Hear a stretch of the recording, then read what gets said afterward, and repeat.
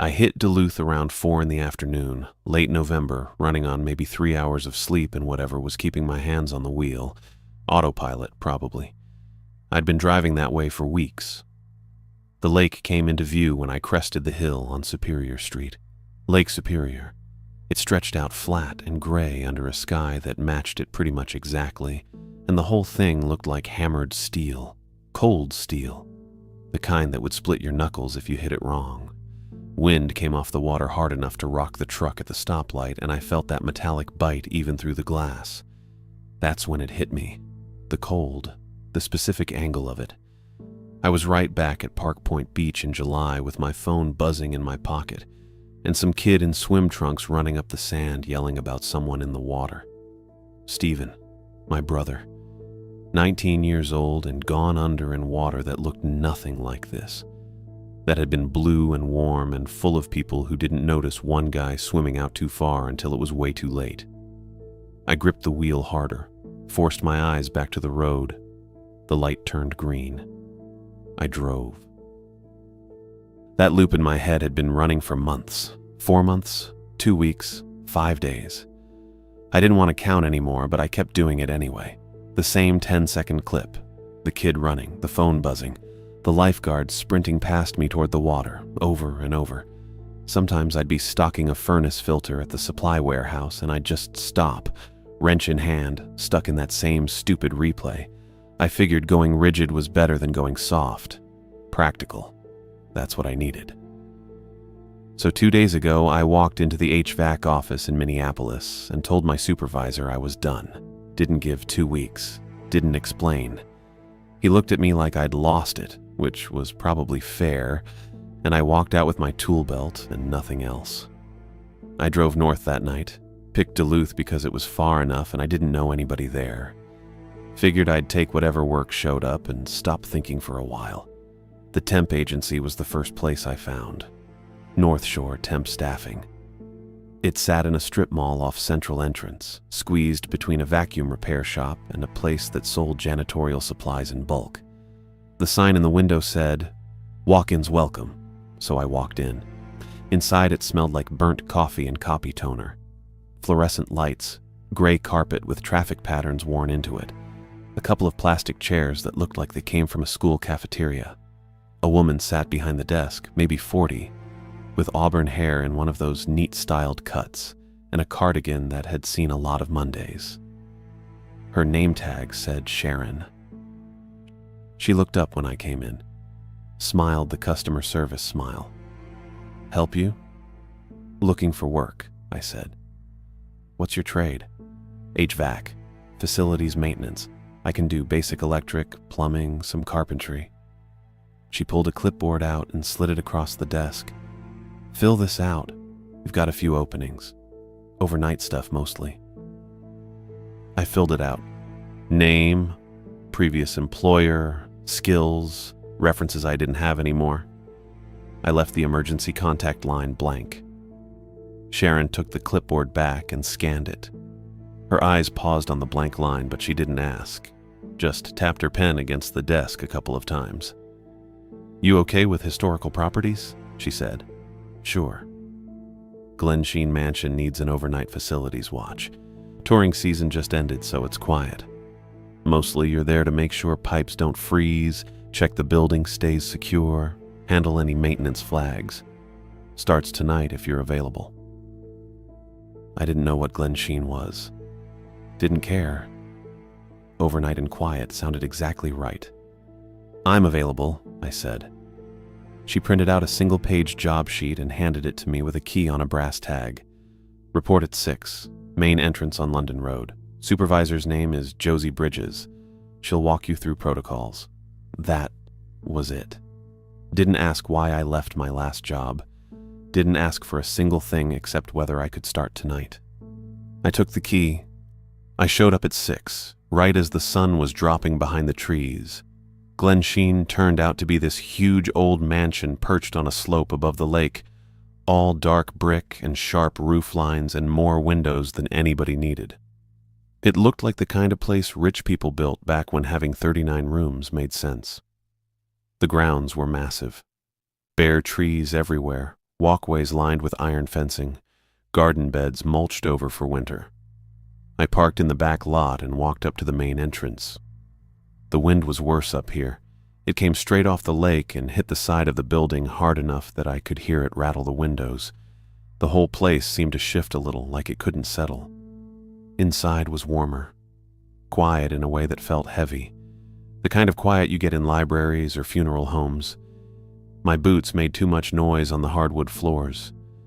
The entry hall smelled like lemon oil and old books. There were rugs that looked too expensive to walk on and furniture roped off with velvet cords. Everything had a little placard next to it explaining what it was and who owned it 100 years ago. I didn't read them. A woman came down the main staircase before I'd taken 10 steps. Probably mid-50s, gray hair pulled back tight, wearing a wool skirt and a blouse that had buttons all the way to her collar. She looked at me the way you'd look at someone tracking mud.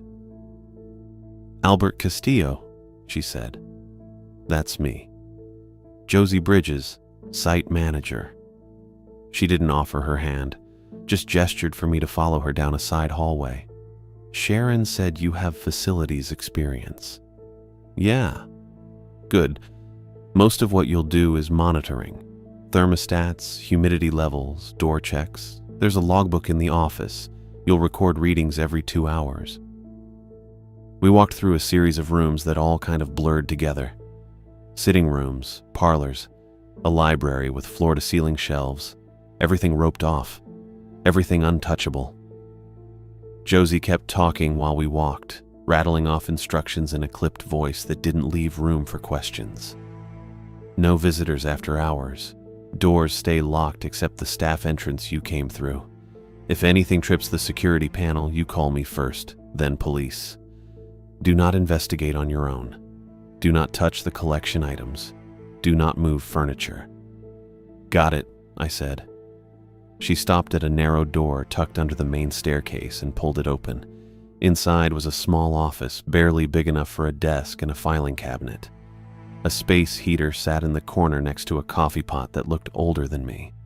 The logbook sat open on the desk, pages filled with tight handwriting in blue ink. "Your shift runs 6 p.m. to 6 a.m., Josie said. "You'll have the building to yourself. Bathrooms are staff only down the hall to the left. Kitchen is off limits unless there's an emergency." She handed me a laminated sheet with a checklist printed on it. 20-some items. Thermostats, window locks, basement sump pump, attic moisture check. Routine stuff. "Questions?" she said. I looked at the list, looked at the office. "No." "Good." She turned to leave, then paused in the doorway. "One more thing. If you hear anything unusual, don't go looking for it." I waited for her to explain. She didn't. "Unusual like what?" I said. "You'll know it if you hear it." She met my eyes for the first time since I'd arrived. "This house has been here a long time. It makes noise, settles. You're here to keep it standing, not to figure out why the floorboards creak. Understand?" I nodded. She left. I stood there in the little office under the stairs and listened to the wind hammer the windows. The house did creak, beams shifting somewhere overhead, pipes ticking behind the walls. Old buildings did that. I knew that. I'd worked in plenty of them. I told myself it was just a building, just a routine. Check the thermostats, log the readings, keep my head down and my hands busy. Exactly what I needed. Then I heard footsteps upstairs. Slow, deliberate, moving across the ceiling from east to west. Josie's car was already gone. I'd watched her leave through the window. I stood still and listened. The footsteps stopped. The house settled again. Just the wind. Just old wood. I picked up the clipboard and started my first round. Josie found me near the utility room around 8 that night. I'd made it through most of the first floor checklist without issue. Thermostats all reading between 68 and 70, windows latched, no water pooling anywhere obvious. I was crouched beside the sump pump in the basement corner when I heard her heels on the concrete stairs. She didn't announce herself, just appeared at the bottom step holding a small laminated card, white with black text, about the size of something you'd keep in a wallet. "Mr. Castillo," I stood. "Thought you'd left." I had. "There's an addendum to your duties." She held out the card. "This supersedes the general checklist." I took it. The laminate was warm, probably from her pocket. 9 lines of text, single-spaced, no header, just numbered 1 through 9. "Read them aloud," she said. I glanced at her. She wasn't asking, so I read the first one. "Keep the boathouse door chained at all times." Repeat it back. "Keep the boathouse door chained. At all times." "At all times," I said. She nodded once. "Next." I looked back at the card. "Restart the grandfather clock within 1 minute if it stops." Repeat. "Restart the grandfather clock within 1 minute if it stops." "Where is the clock?" I hadn't seen a grandfather clock. "I don't know." "Second floor landing, east wall. You'll hear it if it stops." She gestured to the card. "Continue." This felt like training I hadn't signed up for, but I figured she was the type who needed things done her way. I kept going. "Never cross the carpeted ballroom after midnight." Repeat it. "Never cross the carpeted ballroom after midnight." "The ballroom is on the 3rd floor, north wing. You may enter before midnight if required. After, use the service stairs." I nodded. She waited until I said, "Understood." 4th rule. Close every curtain when fog presses against the windows. Repeat. I did. She added nothing, just watched me with those pale gray eyes until I moved to the next line. Mop wet footprints with salt water instead of bleach. Repeat it.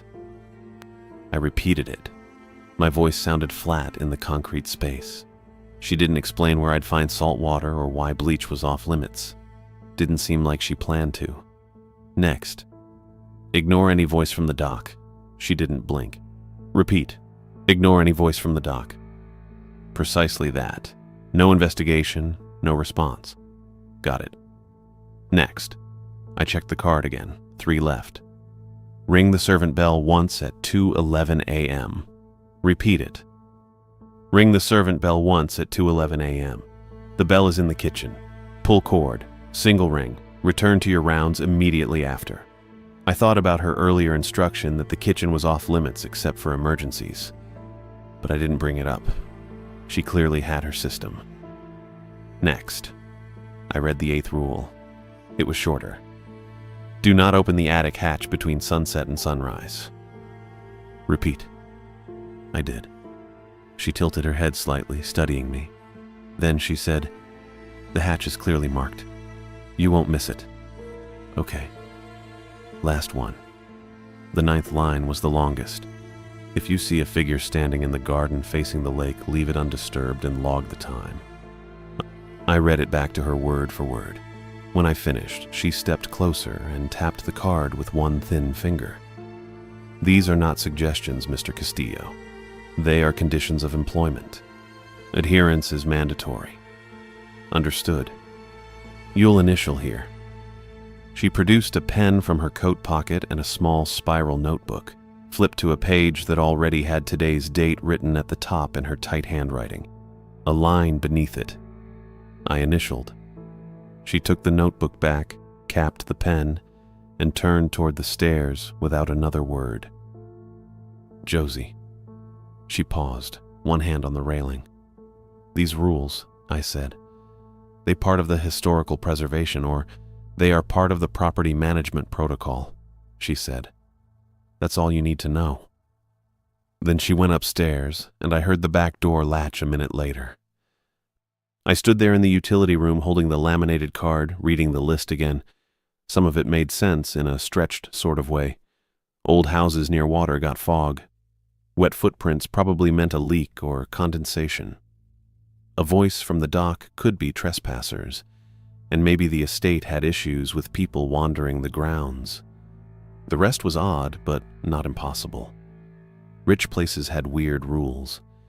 I'd worked a museum loading dock once in St. Paul where we weren't allowed to use the elevator on Thursdays because the director thought it threw off the humidity cycle.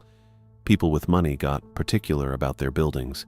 I figured Josie was the nervous type. Wanted everything done exactly right, no deviations. The repetition thing felt like overkill, but some supervisors ran their sites that way. Maybe she'd had temps screw up before. The grandfather clock rule was the only one that felt urgent. 1 minute to restart it. That meant I'd need to move fast if I heard it stop, which probably meant I'd be hearing it all night and checking my watch every time it ticked. I folded the card into my jacket pocket and finished checking the sump pump. Everything looked fine. Dry floor, no weird smells, float switch clear. Upstairs, I logged the basement check in the office, poured another cup of coffee from the pot I'd started earlier, and pulled the laminated card back out.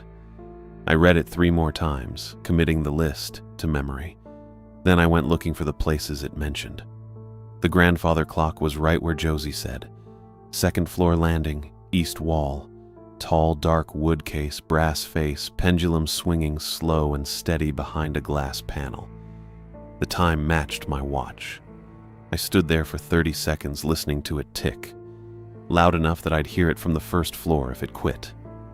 Probably. The ballroom took longer to find.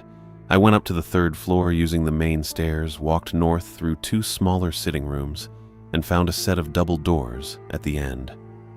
Unlocked. I pushed one open. The room was big, hardwood floor in the center with a patterned carpet running the length of it, deep red with gold thread. Tall windows on 3 sides, all curtained. A chandelier overhead unlit. I checked my watch. 8:43. Still a few hours before the midnight cutoff, but I didn't have a reason to be in here anyway. I closed the door and made a note of the service stairs Josie mentioned. Found them tucked behind a narrow door on the south side. Steep plain wood, no carpet. They'd get me to the 3rd floor without crossing the ballroom if I needed to check something up here after midnight. The servant bell was exactly where she said. Kitchen, pull cord hanging beside the pantry door. Braided red fabric with a wooden handle. I gave it a small tug, not enough to ring it. The cord had tension. It worked. I checked my watch again and set a mental alarm for 2:11. That gave me 5.5 hours. The attic hatch I didn't go looking for. If it was clearly marked, I'd see it during rounds. No reason to poke around. I didn't go down to the dock. It was dark, cold, and I had no reason to check a boathouse tonight. That could wait for daylight tomorrow if Josie wanted it inspected. Back in the office, I pulled out the roll of tape I'd seen in the desk drawer earlier and stuck the laminated card to the wall beside the clipboard Josie had given me on the first walkthrough. 2 lists now, the general checklist with 20+ items, and the 9 rules. I looked at them side by side. The rules felt different, more specific, the kind of thing you wrote down after something went wrong. First paycheck came 4 days later. I didn't expect it that fast. Sharon from the temp agency had said weekly, but I figured that meant end of the week. Instead, it showed up on a Thursday morning, slipped under the office door sometime after my shift ended. I found it when I came back that evening. Plain manila envelope, not too thick. My name on the front in typed label print. No return address. I opened it. Cash. 20s mostly. I counted it twice. $320. 40 hours at $8 an hour. The math checked. No pay stub, no paperwork. Just the bills and a stamp on the envelope flap. County seal, dark blue ink. Didn't say which county office or department, just the seal. I folded the cash into my wallet and stuck the envelope in the desk drawer. It felt off, but not off enough to walk away from. Jobs that paid under the table weren't exactly rare. I'd done drywall for a guy in Bloomington once who handed me cash in a Culver's bag at the end of every day. Still, the county seal made it feel official and not official at the same time. Like someone wanted a record that they'd paid me but didn't want anyone checking too close on how. I figured the job answered to someone I'd never meet, Some county department that managed historical properties and didn't want to process temps through normal payroll. Easier to hand out cash and keep it simple. I didn't ask Sharon about it the next time I saw her. She'd probably just say that's how the client wanted it handled. The work itself stayed routine. I did my rounds every 2 hours, logged everything on the clipboard, checked thermostats and windows and the sump pump. The grandfather clock kept ticking. No fog showed up thick enough to worry about curtains. I didn't see any wet footprints. At 2:11 a.m., every night, I went into the kitchen and pulled the servant bell cord once. Single ring, bright and sharp in the quiet house. Then I went back to my rounds like Josie said. I didn't know why. Didn't ask. It was just another line on the list. The house made noise, but I got used to it. Radiators ticking when the heat kicked on. Dehumidifier humming in the basement. Wind rattling the windows on the lakeside. Floorboards creaking overhead when the temperature dropped and the wood contracted. Normal sounds. Old building sounds. I kept the laminated card on the wall and checked it twice a shift, making sure I hadn't missed anything. Boathouse chained. Clock running. Ballroom avoided after midnight. Bell rung at 2:11. It all felt manageable. Eccentric, maybe, but manageable. Then on my 6th night, a little past 10, I was walking through the second-floor hallway when the grandfather clock stopped. The first shift was easier if I didn't think about it. Just another building. Just another checklist. I'd done this before at the warehouse. Thermostats, fire exits, compressor temps. Different equipment, same principle. You walk the route, you check the boxes, you log the numbers. The routine crowds everything else out. That's the point. I started at the basement around 6:30. Sump pump dry. Dehumidifier humming. Floor drains clear. The concrete down there smelled like mineral water and old stone, and the fluorescent tubes overhead buzzed just enough to fill the quiet. I wrote it all down on the clipboard. Temperature 64 degrees. No pooling. Float switch operational. Back upstairs, I hit the thermostats. Living room, 68. Parlor, 69. Library, 70. The radiators ticked when the heat cycled on, metal expanding in the pipes behind the walls. Normal building sounds. I'd heard worse in the warehouse. Belt conveyors screaming at 3 a.m., pneumatic valves hissing, forklifts beeping in the loading bay. This place was quiet by comparison. I checked window latches on the first floor. 17 windows total, all secure. The ones facing the lake rattled a little when the wind picked up, but the locks held. I logged it. Moved on. The grandfather clock stood on the second-floor landing where Josie said it would be. Tall, dark wood case, brass face, glass panel showing the pendulum swinging steady. The time matched my watch, 10 after 7. I stood there for a second, watching the pendulum arc back and forth, catching the dim hallway light. The ticking was loud up close, mechanical, predictable. I didn't touch it. I found the ballroom on the 3rd floor. 2 sitting rooms north through the main hall, then double doors at the end. The room stretched maybe 40 feet long with tall windows on 3 sides and a red and gold carpet running down the center. Hardwood floor under that. Unlit chandelier overhead. It was 8:15, hours before midnight. I noted the service stairs on the south wall. Narrow door, steep steps, no carpet. Alternate route if I needed it later. Back to the office under the main staircase. I poured more coffee from the pot I'd started earlier and taped the laminated card to the wall beside the general checklist. 9 rules. I read them again. Keep the boathouse door chained. Restart the clock within 1 minute. Don't cross the ballroom after midnight. Close curtains when fog presses the windows. Mop wet footprints with salt water. Ignore any voice from the dock. Ring the servant bell at 2:11 a.m. Don't open the attic hatch between sunset and sunrise. If you see a figure in the garden facing the lake, leave it alone and log the time. I figured they were preservation protocols. Old houses had specific requirements. Temperature ranges, humidity controls, pest prevention. Maybe the footprints thing was about lake water damage. Maybe the clock regulated some kind of environmental system. I didn't know. Didn't need to know. I just needed to follow the list. At 9:40, I did another round. Basement, first floor, second floor. Everything the same. Thermostat stable, windows locked, sump pump dry. The floorboards creaked overhead once while I was in the library, but that was just temperature change, wood expanding and contracting. I'd heard Josie mention it the first night. Settling noises. I logged everything and sat back down in the office. The space heater hummed beside the desk. The coffee tasted burnt, but I drank it anyway.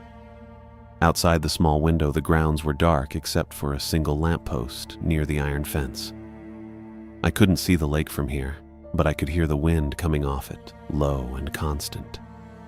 At 11:47, the grandfather clock stopped. I was in the second floor hallway checking a thermostat when the ticking cut out. Just stopped. The silence landed hard, louder than the ticking had been. I turned and looked down the hall toward the landing. The clock stood there in the shadows, case dark against the wall. I walked over fast, not running, just moving. The brass face read 11:47. The pendulum hung motionless behind the glass panel, stopped mid-swing. 1 minute. That's what the card said. Restarted within 1 minute. I opened the glass panel and reached in. The pendulum was cold under my hand, heavier than I expected. I gave it a gentle push to the right and let go. It swung, caught, kept going. The ticking resumed, loud and steady, filling the hallway again. I exhaled and stepped back, and that's when I felt it. A sharp metallic click traveled up through the floorboards under my boots. Not a sound exactly, more like a vibration. It moved fast, from somewhere below up through the wood and into my legs, and the air in the hallway shifted. Pressure releasing.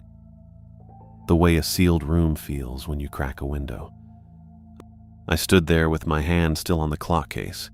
The ticking continued, regular and mechanical, but the air felt different. Lighter, or maybe just moving again. I told myself it was the heating system. Pressure valve, steam release, something in the pipes. Old buildings had all kinds of mechanical quirks. I'd felt weirder things in the warehouse. Compressor kickbacks, hydraulic surges. This wasn't that different. I logged the restart time in the office. 11:48. Clock restarted per protocol. I wrote it in the spiral notebook Josie had given me and set the pen down. My hand was shaking a little. I figured it was the coffee. At 11:56, I started another round. Basement first. Everything the same. Sump pump dry, dehumidifier running, drains clear. I came back upstairs and checked the first floor thermostats. Living room, parlor, library, all stable. I was walking through the foyer toward the office when the smell hit me. Algae. Thick and organic. The way lake water smells in August when it's been sitting stagnant too long. Green rot and wet stone. I stopped in the middle of the foyer and turned my head, trying to place it. The smell was stronger near the front entrance by the marble floor and the carved wooden doors. I walked toward it slowly, breathing through my mouth. The temperature felt fine. 68, according to the thermostat on the wall. No drafts, no open windows. But the smell kept getting thicker, damp and vegetable. And when I looked down at the marble, I saw water. Just a ribbon at first. Thin line of wetness running from the door toward the base of the main staircase. I crouched down and touched it. Cold. My fingers came away slick, and the algae smell was worse up close. I wiped my hand on my pants and stood up. That's when I saw the footprints. Wet marks on the marble, small, maybe a kid's size, barefoot, each one distinct, 5 toes, narrow heel, the arch visible in the print. They started at the door and moved toward the staircase in a straight line, evenly spaced like someone had walked in dripping wet and just kept going. I looked at my watch. 11:59, near midnight. The card said mop wet footprints with salt water instead of bleach. I stood there staring at the prints for a few seconds. They were fresh, still glistening. The water pooled a little in the center of each one where the weight had pressed down. No one had come through the front door. I'd been in the building since 6. Josie left hours ago. All the doors were locked except the staff entrance and back, and I hadn't heard anything. The algae smell made my eyes water. I walked to the kitchen, found the sink, and opened the cabinet underneath. Cleaning supplies on the left, bottles of wood polish, glass cleaner, a scrub brush. On the right, a yellow bucket and a stack of small paper packets. I pulled one out and read the label. Salt. Plain table salt. The kind you'd use for cooking, packed in single-serve restaurant portions. There were maybe 30 packets total, bundled together with a rubber band. Josie had left them here. Had to be. This wasn't random. I grabbed the bucket, filled it halfway with warm water from the tap, and tore open 10 packets. Poured the salt in and swirled it with my hand until it dissolved. The water turned cloudy for a second, then cleared. I found a mop in the corner closet, old string type with a wooden handle, and dunked it in the bucket. Back to the foyer.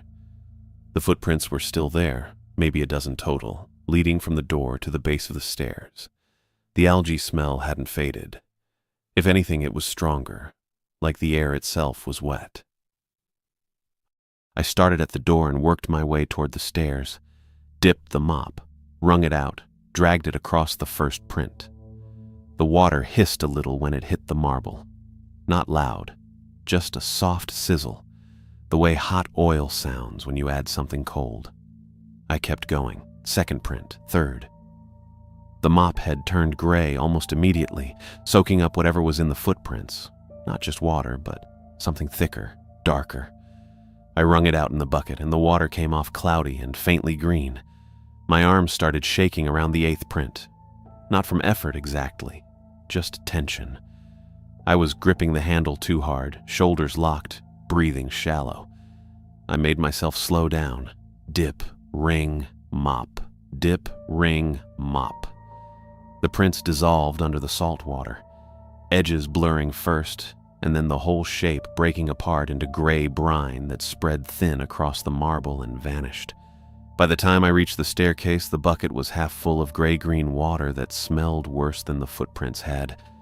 The foyer floor was wet but clean. No more prints, no more ribbon of water by the door. The algae smell was fading, replaced by the sharp mineral scent of salt. I picked up the bucket and carried it back to the kitchen. My hands were still shaking. I told myself it was fine. Just protocol. Josie had left the salt for a reason, and I'd followed the instructions. That was the job.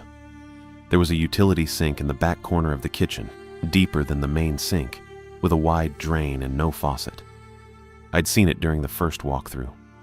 I carried the bucket over and tilted it, pouring the gray water down the drain in one steady stream. The water hit the bottom and disappeared, and something below answered. A slow exhale, deep and wet, like air moving through a flooded pipe. It vibrated up through the drain, into the porcelain basin, and I felt it in my hands where I gripped the bucket. Not loud, just present. A breath traveling upward from somewhere far below. I stepped back. The bucket slipped from my hands and clattered into the sink, empty. The sound echoed in the kitchen. The exhale faded, stopped. I stood there staring at the drain. Dark circle of metal, water still dripping from the rim. Nothing moved, no sound, just the hum of the refrigerator in the corner and my own breathing, too fast and too shallow. I picked up the bucket and set it beside the sink, rinsed my hands under the main faucet, dried them on my pants. Walked back to the office and sat down at the desk. My watch read 12:07. I wrote it in the logbook. Wet footprints mopped per protocol, salt water used, disposal completed. I didn't write anything about the exhale, didn't know what I'd say. Outside the window, the wind picked up off the lake, rattling the glass in its frame. The space heater hummed. The grandfather clock ticked upstairs, steady and regular. I sat there with the pen in my hand and stared at the laminated card on the wall. 9 rules. I'd followed 2 of them tonight. The clock, the footprints. 7 left. At 12:26 a.m., I heard my name called from outside. It came through the window facing the lake. Quiet but clear. Just my name, Albert. I stopped moving. The clipboard in my hand dropped half an inch before I caught it. The voice had Stephen's rhythm. That upward tilt at the end, turning a statement into an invitation. The way he used to call me from the porch when I was working in the garage. Same cadence, same warmth. I stood in the second-floor hallway and didn't breathe. The rule said ignore any voice from the dock. Number 6 on the laminated card. I'd read it probably 20 times by now. My feet wanted to move toward the window. My chest felt tight. I thought about the voicemail, the one Stephen left 4 hours before he drowned. "Hey Albert, it's me. We're at the beach. You should come down." Just those words. I'd played it twice after the funeral and then deleted it because I couldn't stand hearing it again.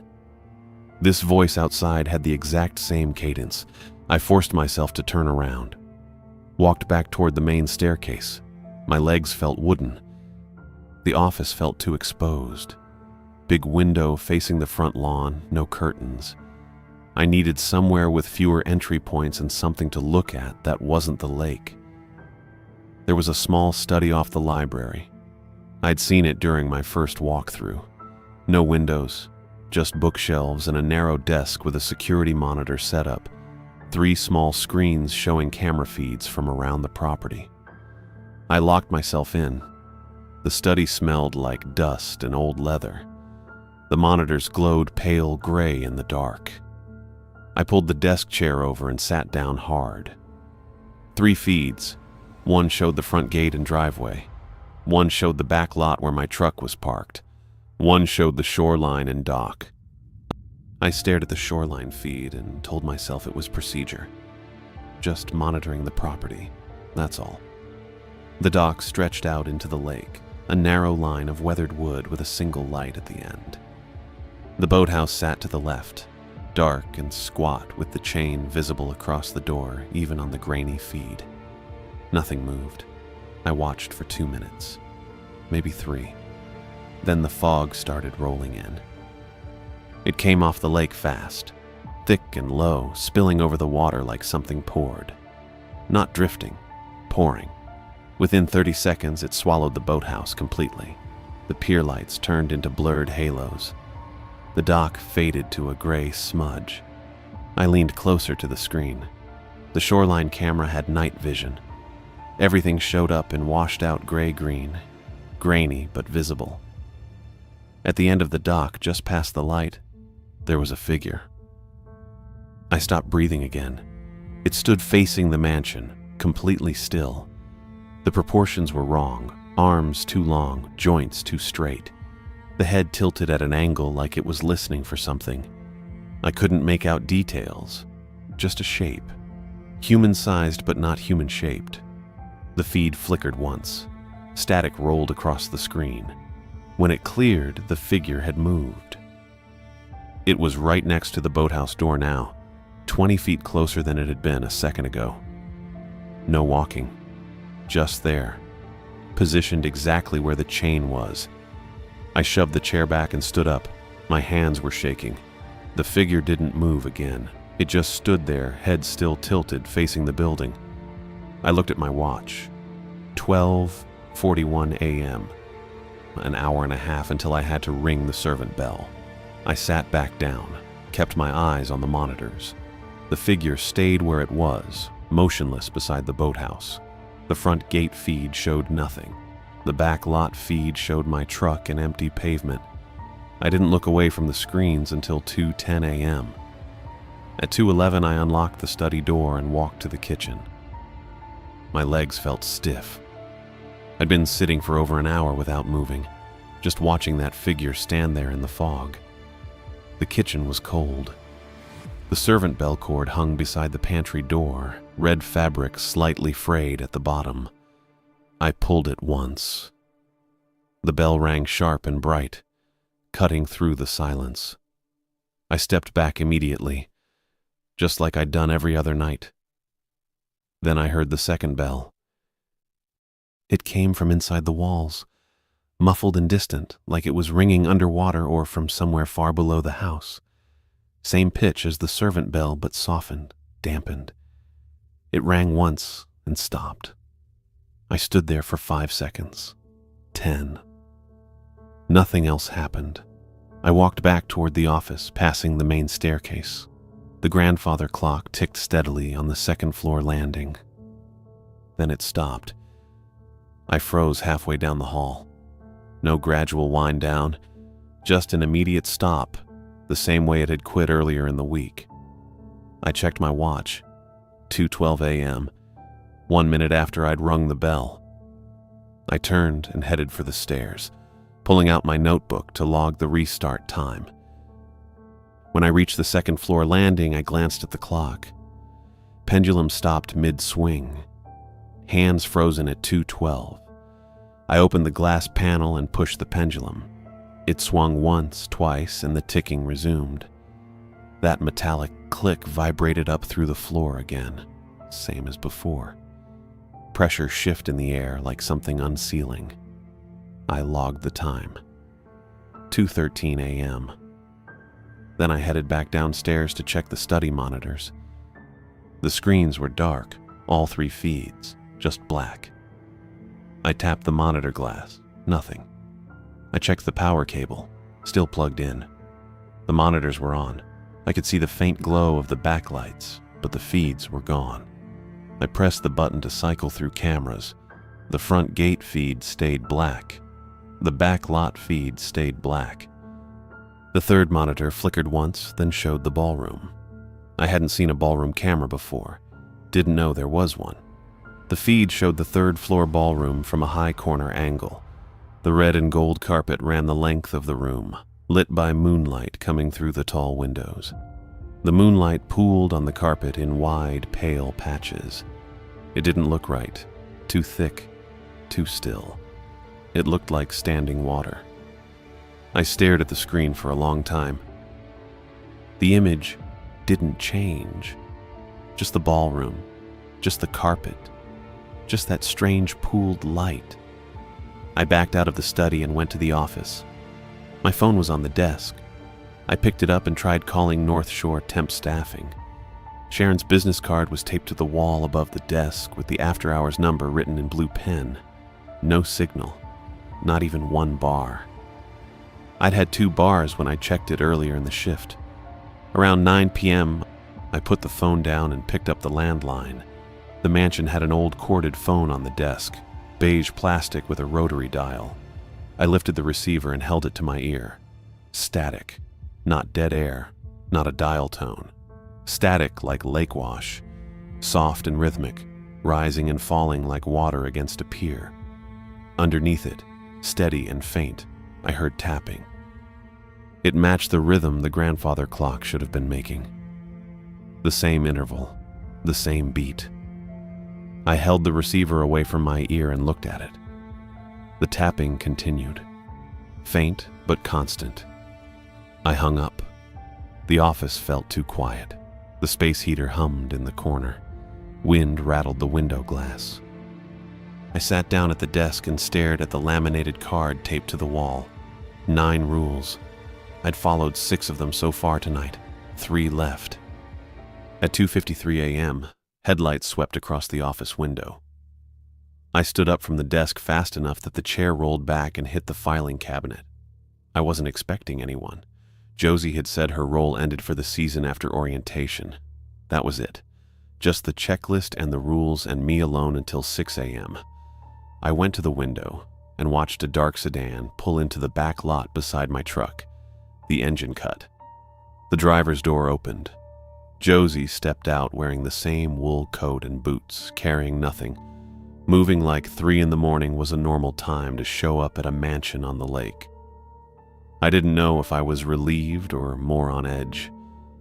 She came in through the staff entrance without knocking.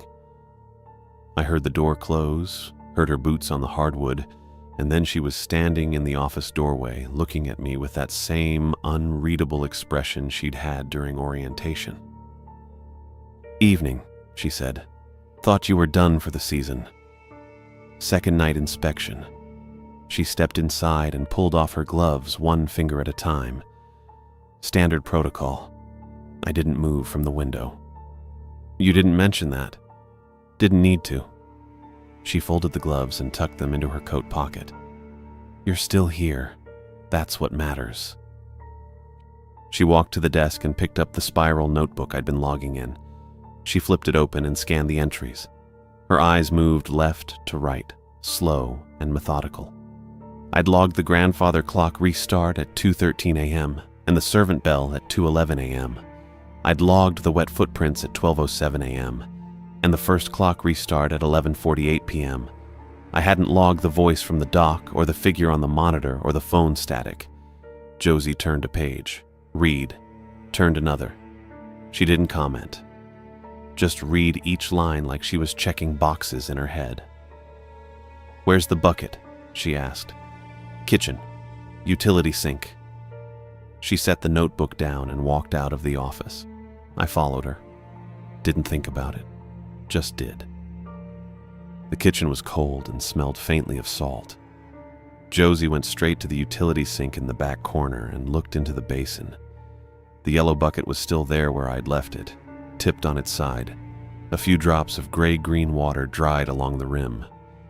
She picked up the bucket and tilted it toward the overhead light, inspected the inside, set it down. Then she opened the cabinet under the main sink and pulled out the bundle of salt packets. She counted them.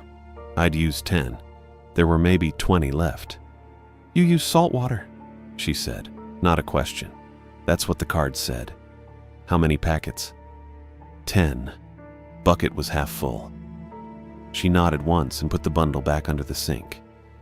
Then she straightened and looked at me. Her face was calm, blank, almost. No concern, no curiosity, no surprise. "Every caretaker gets a second night inspection," she said. "Proves they can follow instructions under pressure." "That what this is?" "Yes." I leaned against the counter and crossed my arms. My hands were still cold from the mop water. "You already knew what I'd find tonight." "I knew what the house does." "And you didn't warn me." "The card warned you." She pulled her gloves back out of her pocket and started putting them on. "You followed the rules. That's all the job requires. You didn't ask what I saw." She paused. One glove on, one off. Looked at me with those pale gray eyes that didn't give anything away. "I don't need to ask," she said. That was it. She tugged the second glove on and walked past me out of the kitchen. I stood there for a second trying to figure out if I should feel validated or terrified. She already knew. She'd always known. The footprints, the voice, the figure on the dock, none of it was new to her. I followed her again. She didn't go back to the office. Instead, she turned left down the hallway toward the mudroom at the side entrance. It was a narrow space with hooks on the wall and a wooden bench, and a small window that looked out toward the lake. There was a pegboard above the bench with labeled keys hanging from brass hooks. Josie walked straight to the pegboard and took down a key ring. 3 keys on a rusted metal loop. The label read, "Boathouse" in faded ink. She didn't hesitate, didn't ask permission, just unhooked them and slipped the ring into her coat pocket. "What are you doing?" I asked. "Follow me." She opened the side door and stepped outside into the cold. I grabbed my parka off the hook and pulled it on as I went after her. The snow squeaked underfoot. It was that specific sound you only get when the temperature drops below 20 and the crystals compress and shear under your boots. The fog was still thick, rolling off the lake in slow waves, and when I breathed it in through my nose, it tasted sweet. Not sugar sweet. Sweet like rot trapped in cold air, organic decay held in suspension. I zipped the parka up to my throat and shoved my hands in my pockets. Josie was already halfway down the path toward the lake. She didn't have a flashlight, didn't slow down, just walked like she'd done it 100 times and didn't need to see where she was going. I followed her into the fog. The path sloped downward through bare trees and snow-covered garden beds. I could hear the lake now, not waves, just a low, persistent hush, like white noise played through bad speakers. The fog thickened as we got closer to the water, and the sweetness in the air got stronger. I tried breathing through my mouth, but I could taste it on my tongue. Wet and wrong. Josie didn't look back. She just kept walking. The dock appeared out of the fog first, a long wooden structure extending into the lake with a single light at the end, dim and yellow and barely cutting through the mist. To the left was the boathouse, small building, maybe 15 feet wide, dark wood siding, a single door facing the path, and across the door, the chain. Heavy links looped through an iron bracket and secured with a thick brass padlock. I'd seen it on the monitor. Rule 1. Keep the boathouse door chained at all times. Josie walked straight to it and pulled the keyring out of her pocket. "Wait," I said. She didn't wait. She fitted one of the keys into the padlock and turned it. The lock clicked open. She pulled it free from the chain and let it hang from the bracket. Then she started unwinding the chain, link by link, the metal scraping against the wood. "Rule 1, I said. "It's supposed to stay chained. Rule 1 is for workers like you." She pulled the last loop free and let the chain drop into the snow. It landed with a muffled thump. "Not for me." I stared at her. The fog pressed in around us, thick and cold and sweet. The lake hissed behind the boathouse. "What's that mean?" She looked at me, calm, steady, like we were having a completely normal conversation. "The thing you saw on the monitor," she said. "It comes for people who are hollowed out. Grief does that, carves you empty, makes space for something else to slip inside." My chest tightened. I didn't say anything. "Winter job postings are designed to attract them," she continued. "People running from something. People with nothing left to lose. No emergency contacts, no references, no one who'll notice if they don't come back." I thought about the application I'd filled out, the blank line where the emergency contact should have been. Sharon noticing but not asking. "You're saying this was targeted." "I'm saying the house needs caretakers who will follow the rules without asking why." She tilted her head slightly. "And you did. Every single one." The realization hit slow. Not a shock. Just a cold, creeping understanding that spread through my ribs and into my stomach. The rules weren't protections. They were conditioning. Step by step. Restart the clock. Mop the footprints. Ring the bell. Don't ask questions. Don't investigate. Just obey. And I had. I'd done exactly what they wanted. I grabbed her wrist before she could touch the door. Josie's skin felt wrong under my fingers. Not cold. Waterlogged. That's the only word I had for it. Like meat left in a sink too long, bloated and soft, the texture giving way when I squeezed. Her head turned toward me, slow, way too slow, and her eyes were wrong too. Filmed over. Pale. That milky look you get on a lake when ice is starting to form across the surface. Not quite solid, but not quite water anymore. I yanked her back hard. She stumbled in the snow, her boots catching on the path. The keyring slipped from her fingers and landed near the boathouse door. I didn't let go of her wrist. I couldn't. My hand was shaking and her skin felt like it might just split open if I pressed too hard. That's when the voice came from the dock. Not my name this time. A laugh. Stephen's laugh. I knew it immediately. The same hitch at the end, the way it used to trail off when he was messing with me.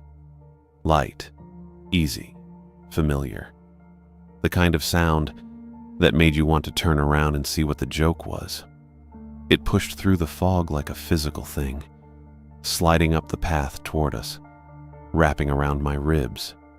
"Just open it," the voice said. Stephen's cadence, Stephen's timing. "Come on, you know you want to." The fog thickened. The sweet rot smell got stronger, coating the back of my throat. I dragged Josie up the path. She didn't fight me. That bugged me more than if she had. She just stumbled along, her boots scraping through the snow, her wrist limp in my hand. Her head kept turning back toward the boathouse like she was being pulled by a string. "Albert," the voice called. Still Stephen's laugh underneath it. "You're so close, just let her finish." I didn't answer. I kept pulling. The mansion appeared through the fog, the dark brick and sharp roof lines resolving out of the gray. I made it to the side door and shoved it open with my shoulder, hauling Josie through after me. She hit the mudroom bench and I slammed the door shut, flipping the deadbolt with my free hand. The metal clicked into place. The fog pressed against the small window. I could see it. Thick and white and wrong, pushing against the glass like something alive. I let go of Josie's wrist and stepped back. My hand was shaking worse now. I looked down at my palm. There was a faint, damp outline where I'd been gripping her like condensation. Josie sat on the bench, staring at the door. Her eyes were still filmed over. She didn't blink. I turned and walked into the hallway. The foyer opened up ahead of me. Marble floor, main staircase. Everything quiet except for the wind rattling the lake-facing windows. Then I smelled it. Algae, thick and organic. Lake water. I stopped in the doorway. Wet footprints crossed the marble, starting at the front entrance and leading toward the servant bell hallway. Not the small child-sized prints from before. These were bigger, adult-sized, maybe larger. The toes were too long and the arch was too narrow and the spacing between steps was too even, like something walking on autopilot. The prints glistened, fresh. I stood there staring at them, my brain catching up to what I was seeing. I'd rung the bell at 2:11. I'd mopped the footprints with salt water. I'd restarted the clock. I'd followed every single rule. But the footprints were back, and they were leading toward the bell. That's when I understood. The bell hadn't satisfied anything. It announced me. It told the house I was here. I was compliant. I was ready. My stomach dropped. The servant bell started ringing. One sharp, bright note, then silence, then another. I walked down the hallway fast, my boots echoing on the hardwood. The bell was ringing on its own, the red fabric cord swaying with each pull even though no one was touching it. The wooden handle jerked down, released, jerked down again. Once per second. Regular. Mechanical. I counted. 11 rings. Then it stopped. The silence felt worse. I turned and looked back toward the foyer. The wet footprints were still there, bigger than before, leading past the staircase toward the kitchen hallway. Behind me, I heard movement in the mudroom. Josie. I walked back through the foyer. Josie was standing in the mudroom doorway, the keyring clutched in her right hand. She'd picked it up.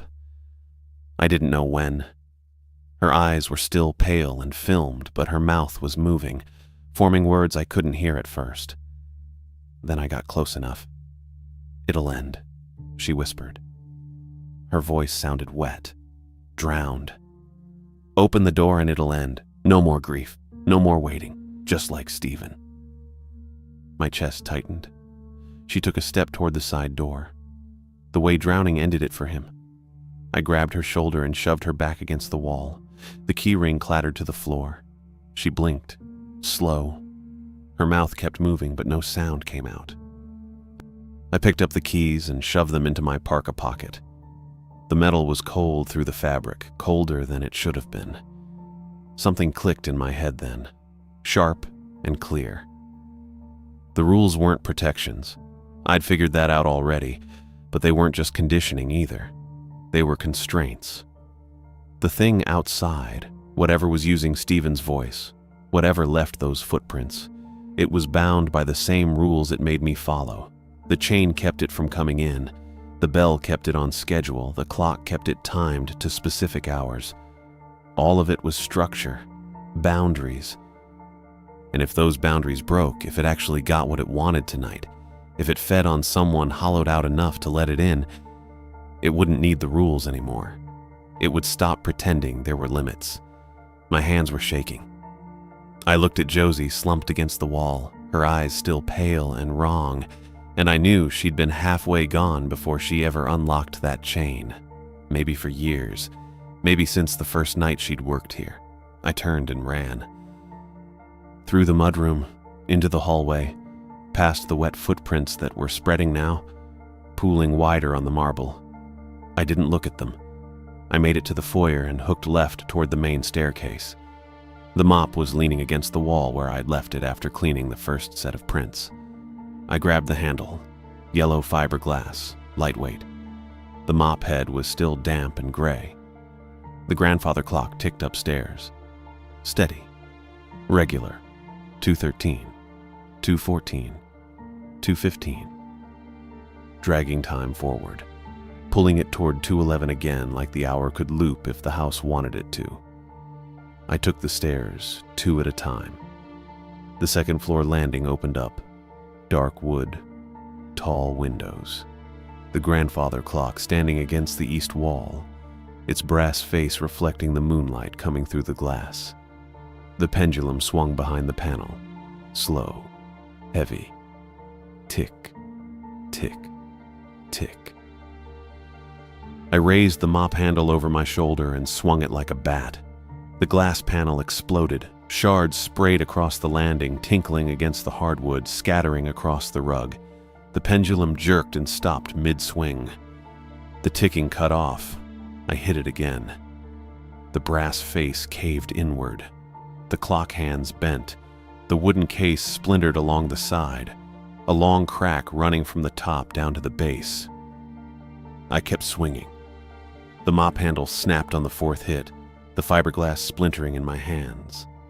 I dropped the broken piece and stepped back, breathing hard. The clock was destroyed. The face smashed. The pendulum hanging crooked. The case split open. Silence. No ticking. No pressure shift. No metallic click through the floor. Just whined against the windows and my own breathing. I stood there, hands still shaking, splinters of glass crunching under my boots. Downstairs, the servant bell rang once, then stopped. The clock hands loosened and spun free. Just spun, no resistance, like the mechanism underneath had let go all at once. The minute hand made 3 full rotations before it dropped off completely and clattered onto the hardwood. The hour hand kept spinning slower, wobbling, until it stopped at a random angle pointing nowhere. The mansion shuddered. Not settling, not wind. The whole structure reacted like a body taking a blow. The walls groaned inward, and the floorboards buckled under my boots, and I grabbed the banister to stay upright. The shudder rolled through the building from top to bottom, and I heard something deep in the foundation crack, with a sound like ice breaking on a frozen lake, then water. It came up through the floor vents first. I saw it from the landing, dark water pushing up through the iron grates in the foyer below, spreading fast across the marble in thin sheets. It smelled like the lake, algae and rot and cold mineral tang all mixed together. The water didn't pool. It just kept coming, more than should have fit in the pipes, pouring out of every low vent and spreading toward the rugs.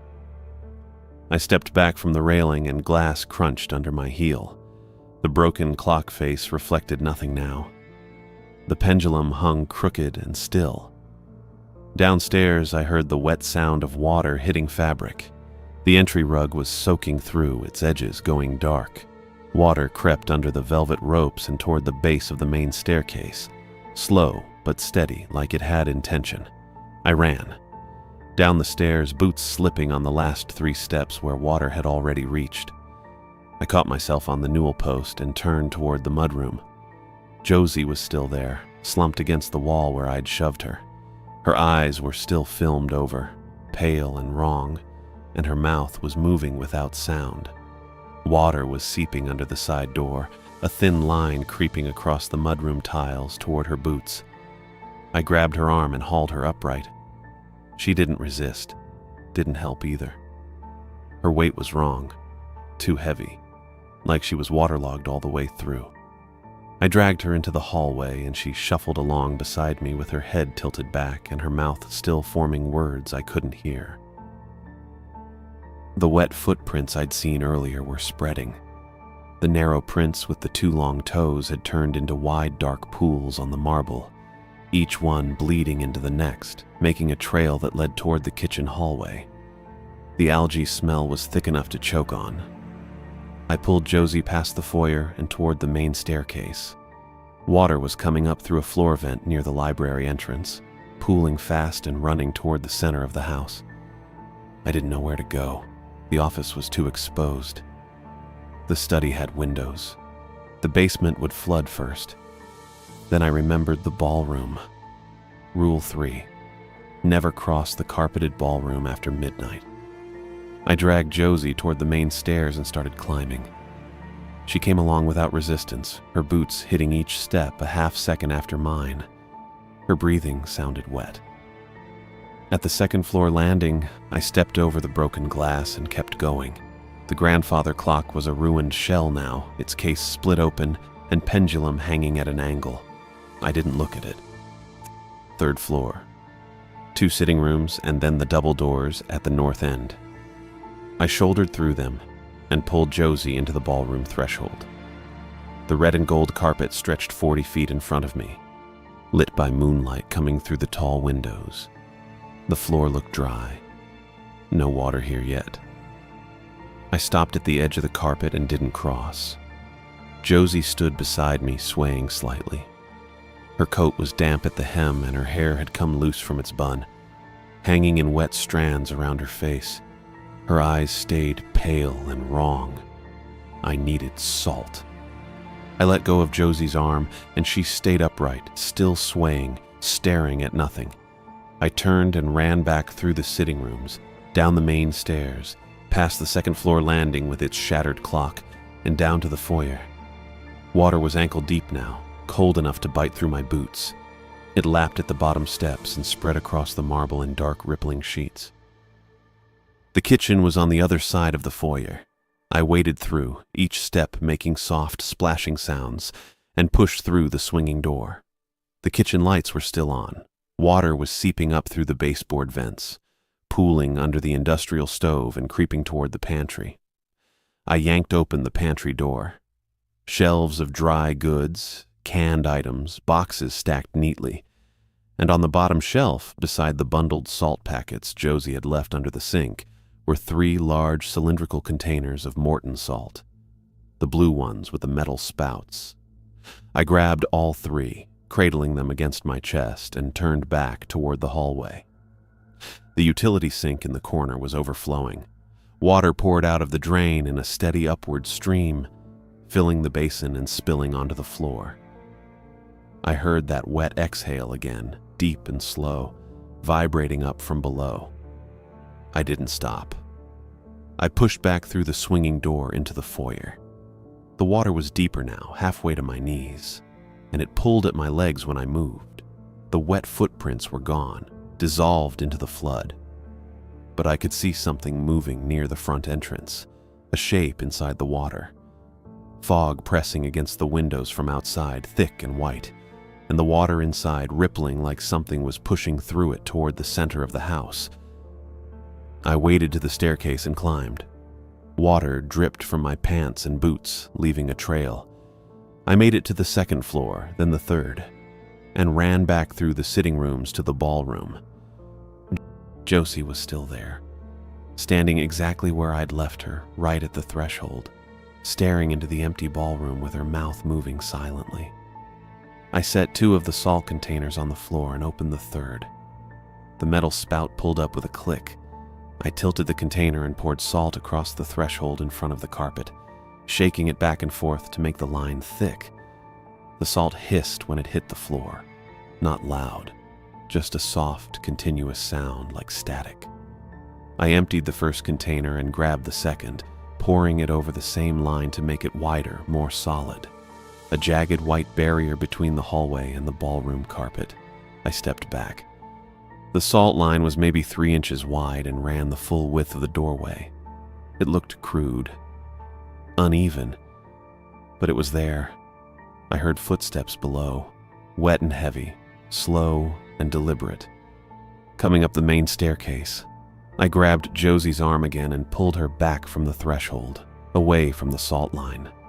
She stumbled and her head lolled to the side, but her eyes stayed fixed on the ballroom. I dragged her into the second sitting room and shoved her behind a velvet-roped chair. She slumped against the wall and didn't move.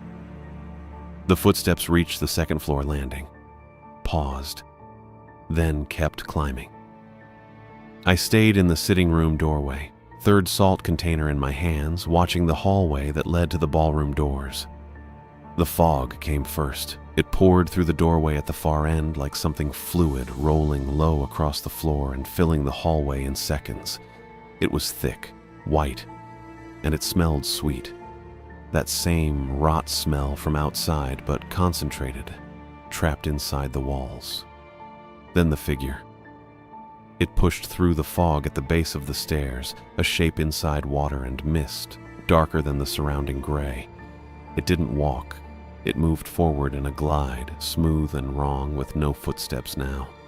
Just the sound of water dripping and the wet hush of fog shifting around it. I couldn't see details. The shape was too fluid, edges bleeding into the fog. But the proportions were wrong. Arms too long, joints too straight. Head tilted at that same angle I'd seen on the monitor. It reached the ballroom threshold and stopped. The salt line hissed louder. The figure bent forward, not like a person bending, but like something folding in on itself, and the fog around it thickened and pressed toward the salt. It didn't cross. It turned its head, or the place where a head should have been, toward Josie. She was still slumped behind the chair in the sitting room, visible through the open doorway. Her filmed eyes stared straight ahead and her mouth kept moving, forming the same words over and over. I still couldn't hear them. The figure straightened. Then it moved sideways, gliding along the hallway toward the sitting room door, staying just on the other side of the threshold. It didn't try to cross the salt. It moved around it. I stepped into the doorway, blocking its path to Josie. The fog pressed against my legs, cold and damp, and the sweet smell made my throat close. The figure stopped 3 feet away. I saw it clearer now, not details, just the absence of them. It was a shape made of wet darkness, fog folded into something almost solid, with lake water dripping from edges I couldn't define. Where its face should have been was just more fog, and in the center, something darker, an opening. It bent toward Josie again. The movement was slow, deliberate, like it recognized her, like she was part of its path and always had been. I didn't move. I wanted to. Every part of me wanted to step back, to run, to get away from the thing 3 feet in front of me. But I stayed in the doorway. The figure opened. That's the only way I can describe it. It didn't grow or expand. It opened, unfolding from the inside out, and the darkness at its center spread like a mouth made of wet shadow. The fog poured into the opening, and the water on the floor rippled toward it, and the air pressure dropped so fast my ears popped. It folded around Josie. She didn't scream, didn't fight. The fog wrapped around her body, and the wet darkness pulled her in, and she just disappeared. 1 second she was slumped against the wall, mouth moving, eyes pale. The next second, she was gone. The chair she'd been behind tipped over and hit the floor. The figure recoiled. It pulled back fast, collapsing inward, the fog sucking toward its center and the water on the floor retreating in a sudden rush. The shape dissolved into mist, and the mist pulled toward the hallway, flowing back the way it came. I heard the wet hush of it moving down the stairs, fading, and then nothing. Silence. I stood in the doorway, breathing hard. The salt line was still there, hissing softly. The fog was gone. The sitting room was empty except for the overturned chair. Josie was gone. I checked my watch. 3:42. By 4, the water was draining. I heard it first. The sound of pipes pulling liquid back down, drains sucking instead of pushing. I went downstairs carefully, boots squelching, and found the foyer water receding fast. It ran toward the vents in thin streams, disappearing into the floor, leaving wet dark stains on the marble and soaked rugs. The lights steadied. They'd been flickering since the clock broke, dimming and surging, but now they held constant. The overhead chandelier in the foyer glowed yellow and still. The drains ran clear. I checked the utility sink in the kitchen, and the water pouring from it had stopped. The basin was full, but not overflowing. I looked down into the drain and saw nothing. Just darkness. No sound. No exhale. I grabbed the last salt container from the 3rd floor and went outside. The fog was still there, but thinner now, pulling back toward the lake. The temperature was maybe 15 degrees. I could see my breath in thick clouds. The dock light was still on at the end of the pier, dim and yellow through the mist. The boathouse door was still unchained. The chain lay in the snow where Josie had dropped it, half buried. The brass padlock hung from the bracket, open. I picked up the chain. It was heavy, cold enough to burn my bare hands. I looped it back through the bracket, pulling it tight, and fed the padlock through the links. I clicked it shut and tugged twice to make sure it held. Then I poured salt, a thick line across the boathouse door threshold, from one side of the frame to the other. Another line at the base of the dock where it met the path. A 3rd line across the side entrance to the mansion, inside and outside both. I went through every exterior door, front entrance, back staff door, side mudroom, kitchen delivery door I hadn't used. I poured salt across every threshold, thick and even, until the last container was empty. I wasn't trying to understand anymore. I was just containing it, keeping it where it was, keeping it out. The sun started coming up a little past 6. I stood in the driveway beside my truck and pulled out my phone. 2 bars of signal. I dialed 911. The officer who showed up was young, maybe late 20s. She pulled into the back lot in a marked Duluth PD cruiser at 6:43 and got out wearing a heavy jacket over her uniform. Dark hair pulled back, steady eyes, neutral expression. "Albert Castillo?" she said. "Yeah? I'm Officer Boyd. You called about a missing supervisor." I nodded. "Josie Bridges. She was here around 3 a.m. She's gone now." Boyd pulled out a notepad. "Gone how?" "I don't know." She looked at me for a second, then wrote something down. "Walk me through it." I gave her the short version. Josie showed up for an inspection, went outside to check the boathouse. I followed her. She unlocked the chain. I pulled her back inside because she wasn't acting right. After that, I lost track of her. Boyd wrote it all down. She didn't react. Didn't ask if I was sure, just wrote. "You have keys to the property?" she asked. I pulled them from my parka pocket. The boathouse key ring Josie had taken, plus the brass-tagged key Sharon gave me on my first day. Boyd held out an evidence bag, and I dropped them in. "Logbook," she said. I took her inside to the office. The logbook was still on the desk, open to tonight's page. Boyd flipped through it, reading my entries. Grandfather clock restarts. Servant bell. Wet footprints mopped with salt water. She didn't comment, just kept reading. "Security footage?" she asked. I led her to the study. The monitors were working again, all 3 feeds showing live camera angles. Front gate, back lot, shoreline. I rewound the 3rd feed to 2:53 a.m. and let it play. The footage showed Josie's sedan pulling into the lot, Josie getting out, walking to the side entrance. Then it jumped ahead, timestamp still running but the image skipping forward in chunks, and showed Josie outside near the boathouse, bending over the chain. Her hands moved in the frame, pulling the padlock free, unwinding the links. Then fog rolled across the camera lens, thick and complete, turning the feed white. When it cleared, the boathouse door was visible again. The chain was on the ground. Josie was gone. Boyd watched it twice. She asked me to send her the file. I didn't know how, so she wrote down an email address and said someone from the department would come by to pull the footage properly.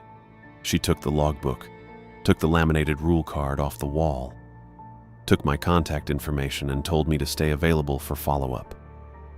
"Don't leave town without letting us know," she said. I nodded.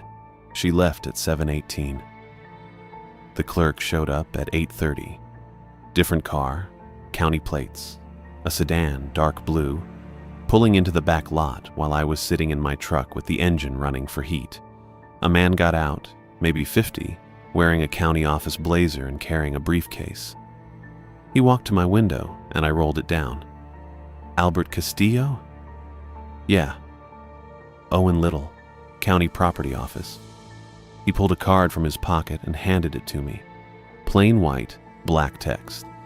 "I'm here to collect records related to the employment contract and site activity logs." I stared at him. "Officer Boyd already took the logbook." "I'm aware. I'm collecting the administrative records, payroll documentation, rule sheets, procedural addendums." I got out of the truck. Little followed me inside to the office. I opened the desk drawer and pulled out the manila envelope with the dark blue county seal stamped on the flap, the one my cash payments came in. I handed it to him. "That it?" he asked. "Far as I know." Little opened his briefcase and slid the envelope inside. He pulled out a clipboard with a form on it and checked a few boxes. Then he looked at me. "Glen Sheen Mansion will be closed for the winter pending administrative review," he said. His voice was flat, careful. "Your employment contract is terminated effective this morning. You'll receive final payment within 14 business days." "Review for what?" I said. "Safety and operational compliance. Josie Bridges is missing." "I'm aware." Little clicked his pen and made another mark on the form. "That's part of the review." He didn't ask what happened, didn't ask if I saw anything. He just stood there with his clipboard and his county blazer waiting for me to leave. I left. I drove south out of Duluth at 9 a.m. with salt under my fingernails and 3 extra containers of Morton in my glove box. I didn't stop near shorelines, didn't stop at all until I hit the Wisconsin border and needed gas. The rules weren't superstition. They were a system, a structure built to contain something that had been there long before Josie, long before me, long before the house got its name. And the system had already taken one more person. I kept driving. The lake disappeared behind me in the rearview mirror, and I didn't look back.